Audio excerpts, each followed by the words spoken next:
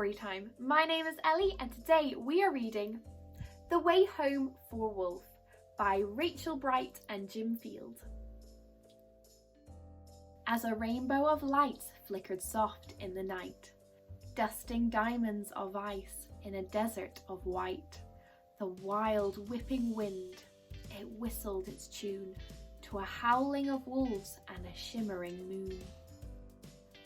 And the loudest "Ow!" in the echoing song was a wolfing called Wilf at the heart of the throng.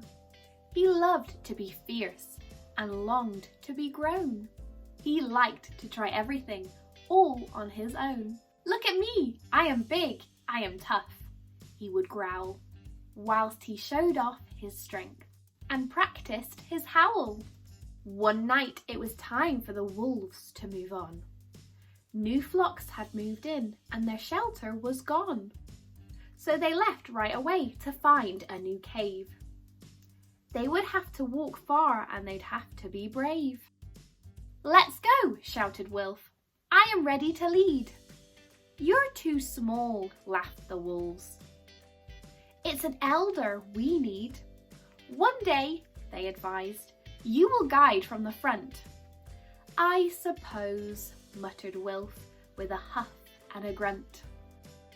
They struggled through snow as high as their flanks and leaped over rocks as they scaled icy banks. Wilf gave his all to keep pace and to keep up. But strong-willed as he was still just a pup. He kept dropping back with each clamber and climb, as the pack journeyed further away all the time. Exhausted and breathless, he stayed off the track when a blizzard blew in and he lost his way back. Wilf longed to howl, "Help!" and to holler it out, but his throat was too coarse and his heart was too proud. He lay on the tundra, his tail curled up tight. A blanket of stars was his bed for the night. Until crack went the ice, crack and eek! Wilf jumped to all fours with a deafening shriek. He struck out the claws on every climb. He had to hold on because Wilfings can't swim. Then he fell and he fell, rolling and spinning. It felt like the end, but was just the beginning. Since somebody down there had heeded his scream, and she swooped from beneath like a watery dream. "I'll help you," she called. "Just reach for my horn, a majestic and magical sea unicorn." Wilf's pride washed away and he stretched out a paw as she lifted him gently back onto the shore. "Don't worry," she sung, before dipping her brows, "my friend Mr. Walrus will help you out." And there, right behind him, a huge tusky fellow lifted his whiskers and let out a bellow. "To the ridge," he proclaimed, with his chin in the air.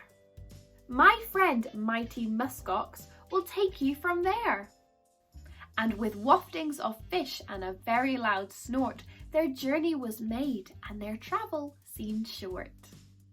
And there, sure enough, on the ridge was the ox who took Wilf as far as his friends. Arctic fox who followed his nose through the trees to a goose who guided him honking to the ancient moose. The moose knew these wilds like no other soul. He was steady and true in pursuit of their goal. And as twilight closed in, Moose sang out a call to a flittering, fluttering, tiny fluff ball. A bear moth who showed Wilf the rest of the way to the place where this wolfing most wanted to stay. "Thank you," Wilf waved as he rejoined his pack. And the wolves howled with joy that their wolfing was back. They huddled him in and cuddled him close and fussed over which wolf had missed him the most. Wilf, he knew then, that when all come together, The darkest of times are easier to weather. So he bowed to the narwhal, ox, walrus and goose, and vowed to the fox and the moth and the moose. If ever I meet one who strayed off their track, I'll help them along by guiding them back. And true to his word, Wilf is different now, and his world seems much smaller and warmer somehow. Since wherever life takes you, wherever you roam, we're all just a handful of friendships from home. The end.